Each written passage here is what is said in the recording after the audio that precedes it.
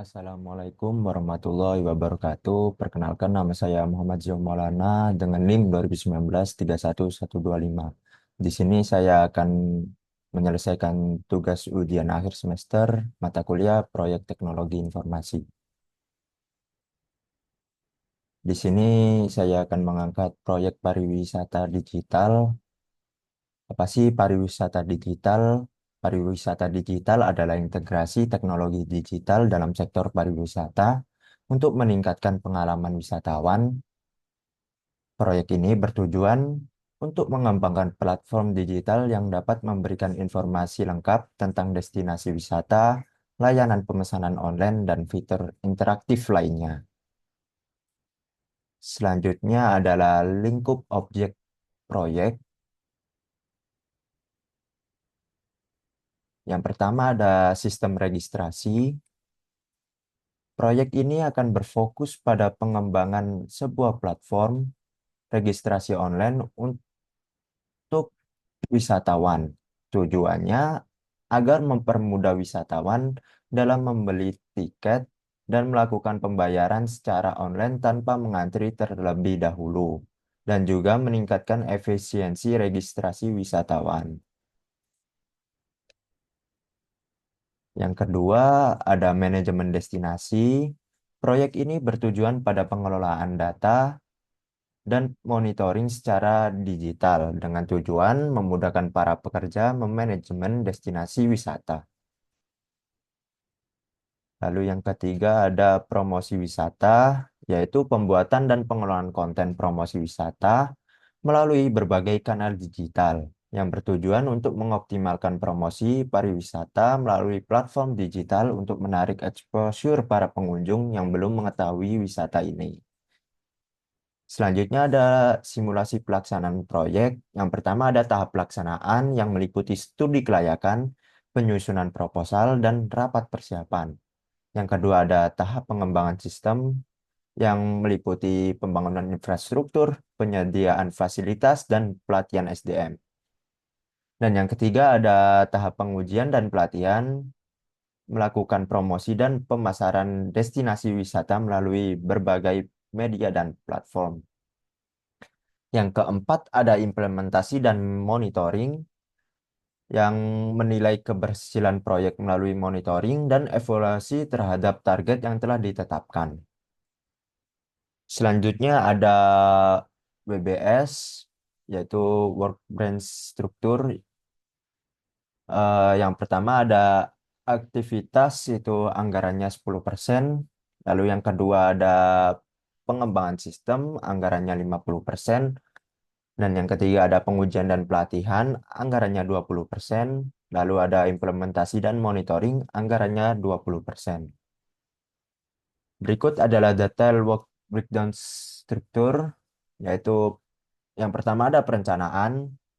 Tahap ini mencakup kegiatan untuk merencanakan seluruh proyek, termasuk identifikasi kebutuhan, penentuan tujuan proyek, dan penyusunan rencana kerja.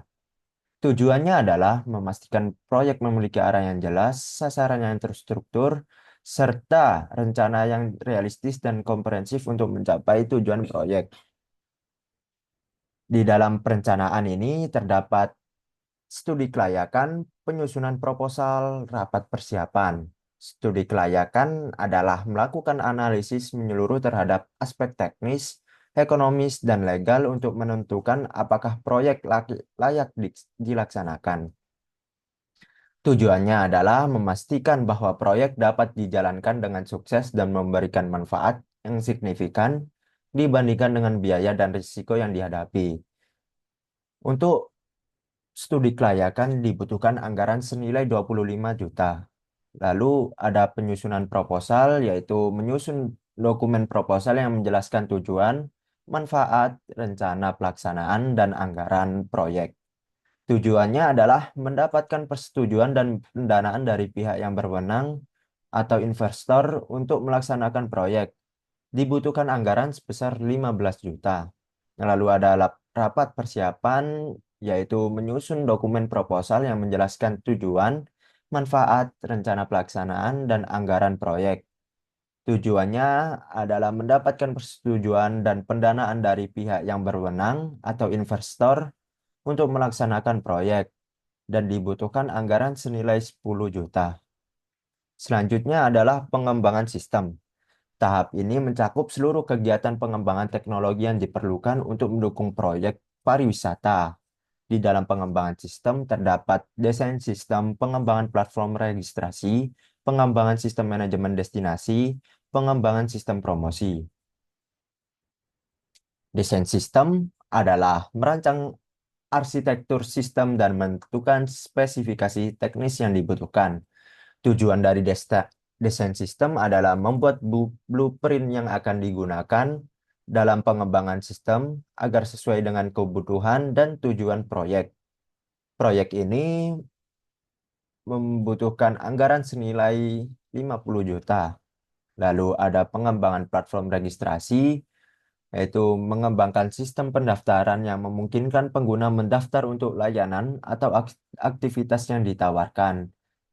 Tujuan dari proyek ini adalah mempermudah pengguna dalam melakukan pendaftaran dan pengelola data registrasi dengan efisien. Untuk proyek ini dibutuhkan anggaran senilai 150 juta. Selanjutnya ada pengembangan sistem manajemen destinasi, yaitu mengembangkan sistem yang akan mengelola dan memantau destinasi wisata dengan tujuan memastikan destinasi wisata dapat dikelola dengan baik, termasuk informasi tentang kapasitas, fasilitas, dan pengaturan operasional, dan dibutuhkan anggaran senilai 150 juta. Selanjutnya ada pengembangan sistem promosi, yaitu mengembangkan alat dan platform untuk mempromosikan destinasi wisata kepada target pasar dengan tujuan meningkatkan visibilitas dan daya tarik destinasi wisata melalui berbagai kanal promosi yang membutuhkan anggaran senilai 110 juta. Selanjutnya ada pengujian dan pelatihan. Pengujian sistem itu merupakan melakukan berbagai pengujian untuk memastikan sistem berfungsi dengan benar dan sesuai spesifikasi, dengan tujuan mengidentifikasi dan memperbaiki kesalahan atau kekurangan sebelum sistem diimplementasikan secara penuh, dan dibutuhkan anggaran senilai 50 juta. Selanjutnya ada pelatihan pengguna, yaitu memberikan pelatihan kepada pengguna tentang cara menggunakan sistem yang telah dikembangkan dengan tujuan memastikan pengguna dapat mengoperasikan sistem dengan efektif dan efisien. Proyek ini dibutuhkan anggaran senilai 20 juta. Yang terakhir ada implementasi dan monitoring. Di dalam implementasi dan monitoring terdapat dua proyek, yaitu implementasi sistem dan monitoring dan evaluasi.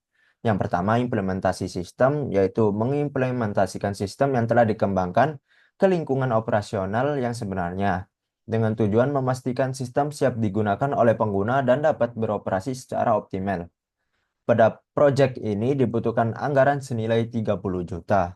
Selanjutnya ada proyek monitoring dan evaluasi, yaitu melakukan pemantauan terus-menerus dan evaluasi terhadap kinerja sistem dengan tujuan mengidentifikasi area yang perlu ditingkatkan dan memastikan sistem memberikan manfaat sesuai dengan tujuan awal proyek. Dengan untuk monitoring dan evaluasi dibutuhkan anggaran senilai 30 juta. Selanjutnya adalah infrastruktur dan spesifikasi perangkat sistem komputer. Yang pertama ada server utama, server backup, server database, dan workstation pengembangan. Untuk server utama itu adalah menjalankan aplikasi utama yang mencakup sistem registrasi, manajemen destinasi, dan promosi pariwisata. Server ini akan melayani semua permintaan dari pengguna yang mengakses sistem melalui internet dengan spesifikasi prosesor Intel Xeon E5, RAM 64 GB, DDR4, lalu untuk penyimpanannya 2 terabyte SSD dengan sistem operasi Linux Ubuntu. Lalu ada server backup, yaitu menyimpan salinan cadangan dari semua data dan aplikasi yang berjalan di server utama. Server backup ini berfungsi untuk memastikan ketersediaan data jika terjadi kegagalan pada server utama. Untuk prosesor Intel Xeon E5, untuk RAM-nya 32 GB DDR4, untuk penyimpanannya 1 TB. Lalu untuk sistem operasinya menggunakan Linux Ubuntu Server. Untuk server database adalah menyimpan, mengelola, dan mengakses data yang digunakan oleh aplikasi sistem registrasi, manajemen destinasi, dan promosi pariwisata. Server ini akan menjadi tempat utama untuk menyimpan semua data operasional dan transaksi. Untuk spesifikasi dari server database adalah menggunakan prosesor Intel Xeon Gold. Lalu untuk menggunakan RAM-nya adalah 128 GB DDR4. Lalu untuk penyimpanan utamanya adalah 4 TB. Untuk backup storage-nya itu menggunakan 4 TB HDD. Untuk workstation pengembangan itu adalah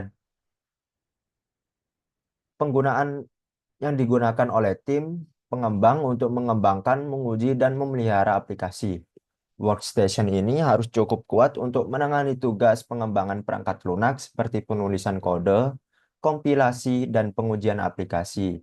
Untuk spesifikasi dari workstation pengembangan itu menggunakan prosesor Intel Core i7, menggunakan RAM 16 GB, penyimpanan 512 GB SSD.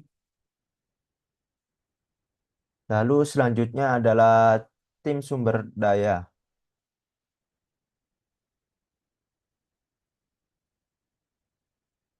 Sebentar. Tim sumber daya manusia.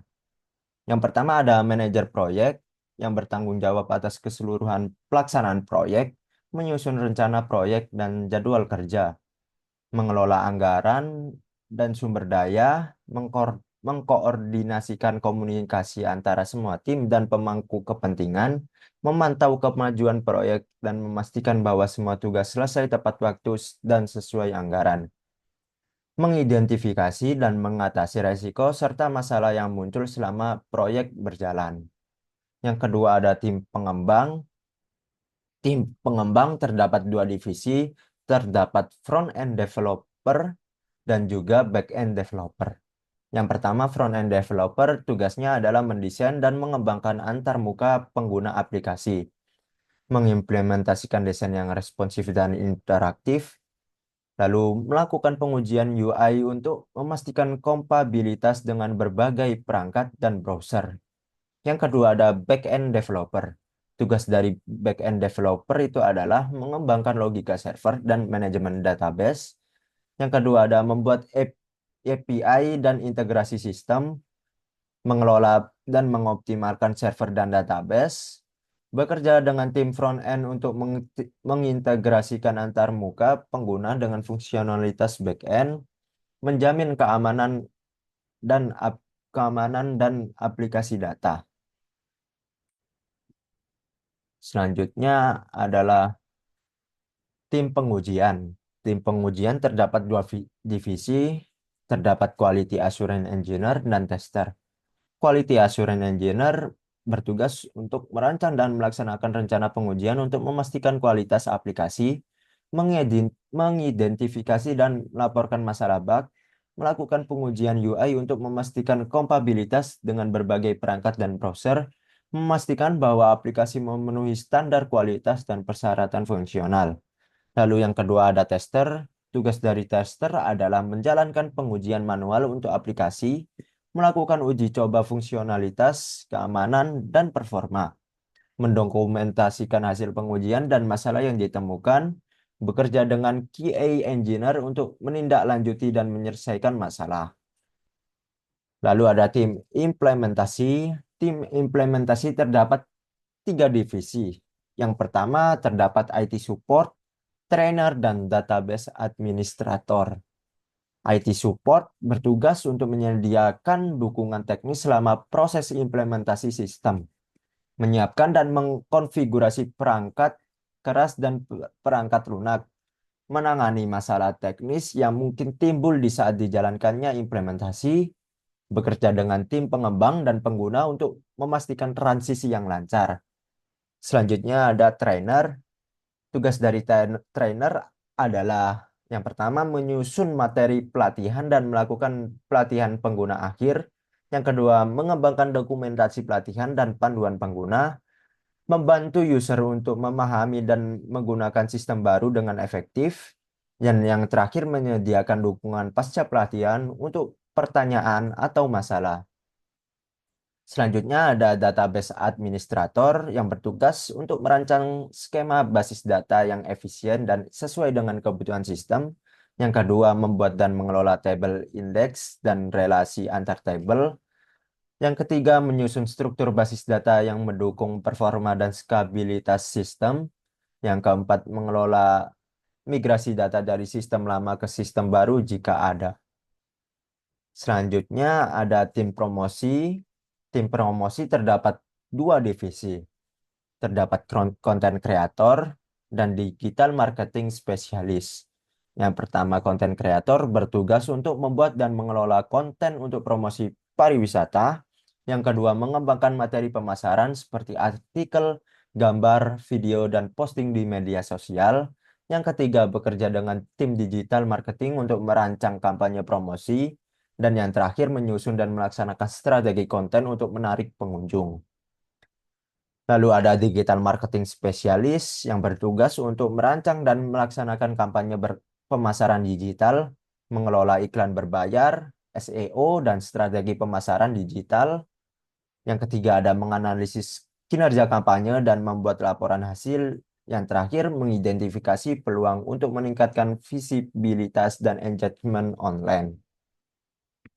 Selanjutnya ada penjadwalan atau Gantt chart penugasan SDM. Tahap pertama yaitu studi kelayakan. Deadline untuk menyelesaikan proyek ini adalah selama 1 bulan dan yang bertanggung jawab di dalam proyek ini adalah manajer proyek.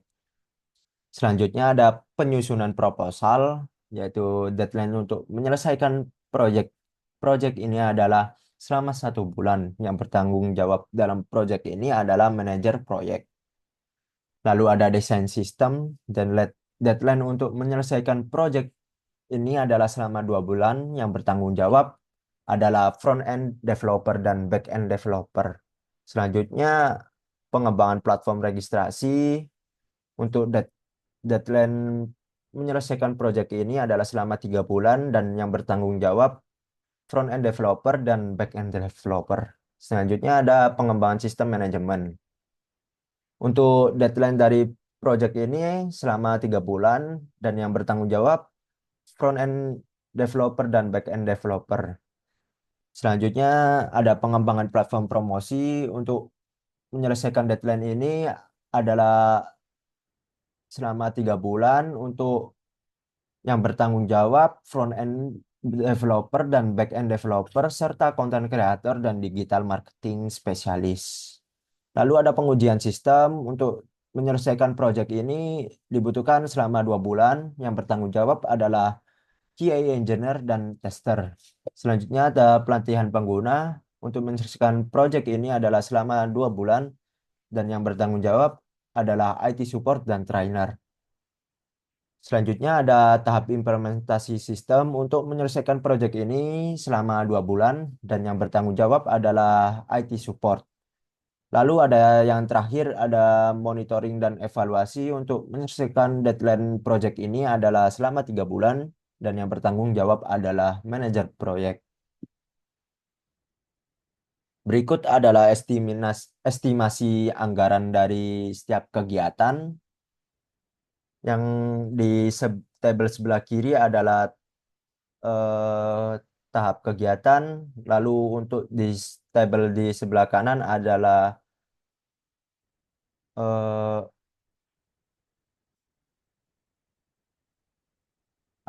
aplikasi dan alat-alat yang dibutuhkan selama proyek ini berlangsung. Selanjutnya ada diagram network planning. Untuk diagram network planning dari proyek ini terdapat studi kelayakan, penyusunan proposal, desain sistem, pengembangan platform, registrasi, pengujian sistem, pelatihan pengguna, implementasi sistem, lalu yang terakhir monitoring dan evaluasi. Selanjutnya ada diagram network planning. Di sini terdapat studi kelayakan 1 bulan, lalu penyusunan proposal selama 1 bulan, desain sistem, dan seterusnya. Di diagram network planning tersebut menunjukkan langkah-langkah utama yang harus dilalui dalam proyek ini, beserta estimasi waktu yang dibutuhkan untuk setiap bulan, setiap tahapan. Tahapan dengan waktu yang Tahapan dengan waktu yang terpanjang menentukan jalur kritis dari proyek tersebut. Selanjutnya kita akan membahas jalur kritis. Jalur kritis untuk proyek ini adalah sebagai berikut. Yang pertama ada studi kelayakan, penyusunan proposal, desain sistem, pengembangan platform registrasi, lalu pengujian sistem, pelatihan pengguna, implementasi sistem, dan yang terakhir monitoring dan evaluasi. Durasi total untuk jalur kritis adalah 14 bulan yang merupakan waktu tercepat untuk menyelesaikan proyek ini jika semua tahapan berjalan sesuai dengan rencana. Sekian dari saya. Apabila ada kata-kata yang kurang enak untuk didengar, saya mohon maaf. Terima kasih. Wassalamualaikum warahmatullahi wabarakatuh.